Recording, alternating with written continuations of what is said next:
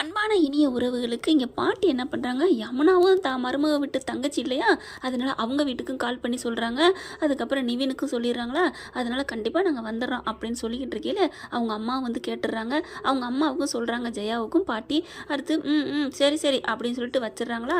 அடுத்து பார்த்தா செம்ம காண்டாகிறாங்க. ஓ, அவளுக்கு வளகாப்பு வேற பண்ணுறாங்களா, மருந்து கொடுக்குறாங்களா, பூச்சி விட்றாங்களா, எப்படி நடக்குதுன்னு பார்ப்போம் அப்படின்னு சொல்லிட்டு கரெக்டாக பார்த்தா பசுபதிக்கு கால் பண்ணி சொல்லுதுங்க. சரியான ஆளுங்க.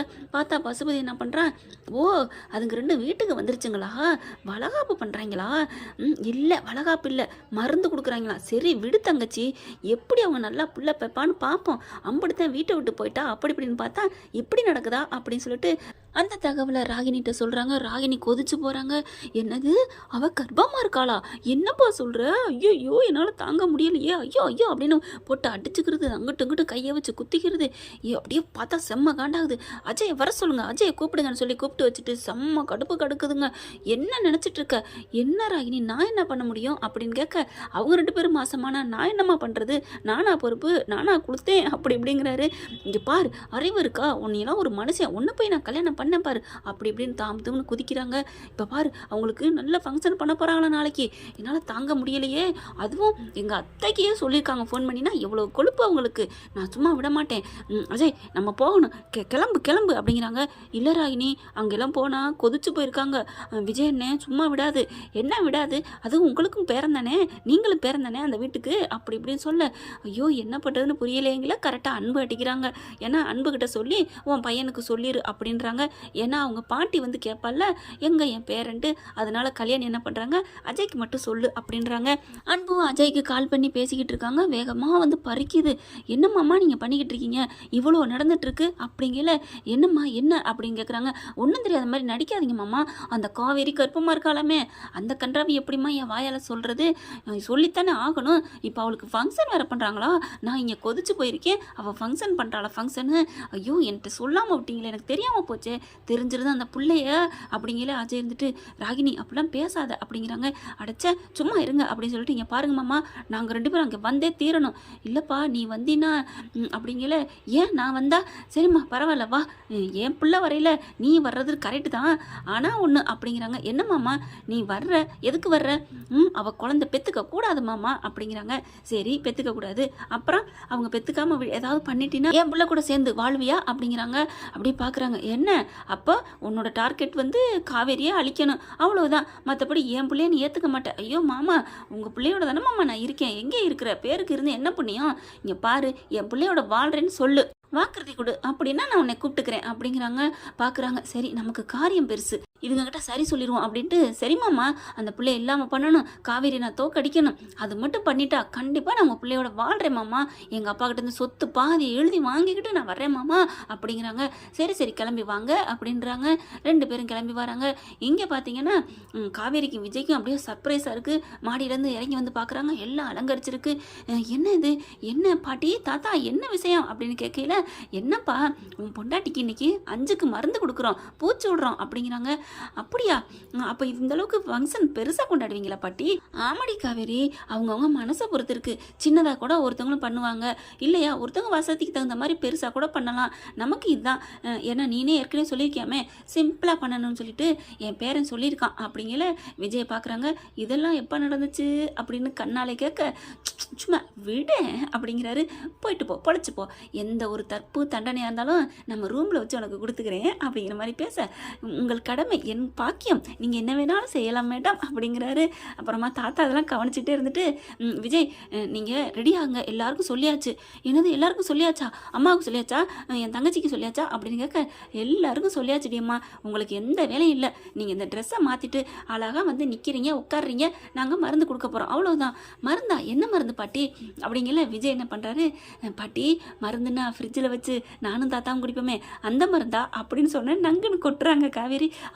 என்னடி கொட்டுற, பின்ன அந்த மாதிரி தான் கேட்குறீங்க, உங்களுக்கு கொஞ்சமாவது சரி சரி அறிவு இருக்கான்னு கேட்குற, இல்லாதவங்க இருக்கிறவங்ககிட்ட கேட்கத்தான் செய்வாங்க, உனக்கு கொஞ்சம் தரட்டுமா அப்படின்னு விஜய் சொல்ல, மாமா அப்படின்னு சொல்லிட்டு கையை பிடிச்சி திருகுறாங்க இடுப்பில். என்னடி இடுப்பில் கிள்ளுற, ஏன் இடுப்பில் கிள்னா என்ன, உங்களுக்கு என்ன பிள்ளையா இருக்குது, என் இடுப்பில் கிள்னா பிள்ளை இருக்குன்னு அர்த்தம்.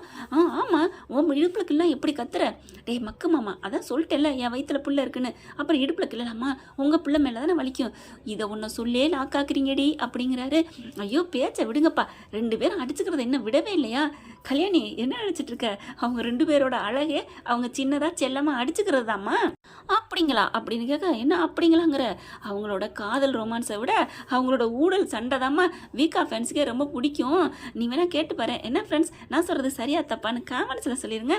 அடுத்து பார்த்தீங்கன்னா ட்ரெஸ் எல்லாம் எடுத்துக்கிறாங்க, நீங்கள் போயிட்டு முதல் ட்ரெஸ்ஸை மாற்றிட்டு வாங்க, குளிச்சுட்டு எல்லாம் ரெடியாகி வாங்க அப்படின்னு சொல்கிறாங்க. சரின்னு சொல்லிட்டு கிளம்பி போகிறாங்க. பார்த்தா சாரதா அப்போ தாங்க எல்லோரும் வர்றாங்க. சாரதா பார்த்தோன்னே ரொம்ப சந்தோஷப்படுறாரு. தாத்தா வாமா அப்படிங்கிறாங்க.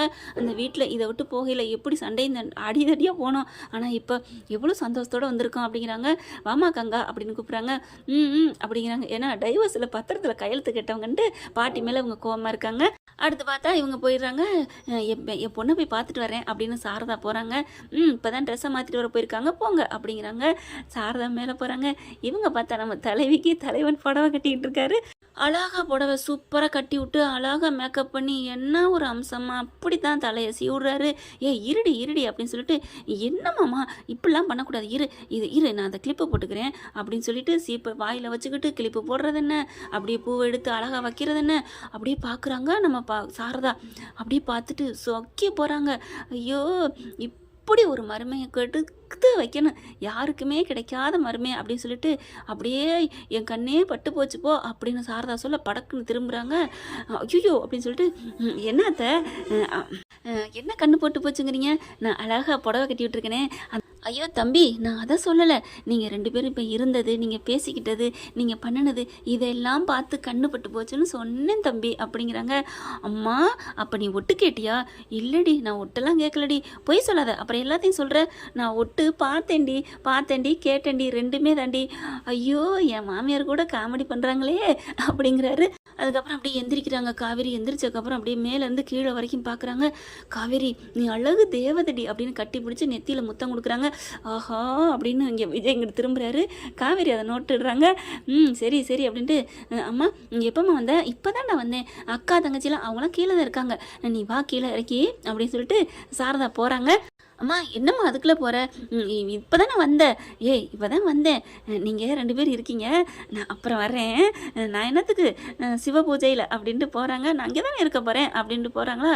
அப்படி பார்க்குறாங்க. சாரதா போனதுக்கப்புறம் கதவை சாத்திட்டு வந்து, மாமா என்னமாம்மா அப்படிங்கிறாங்க.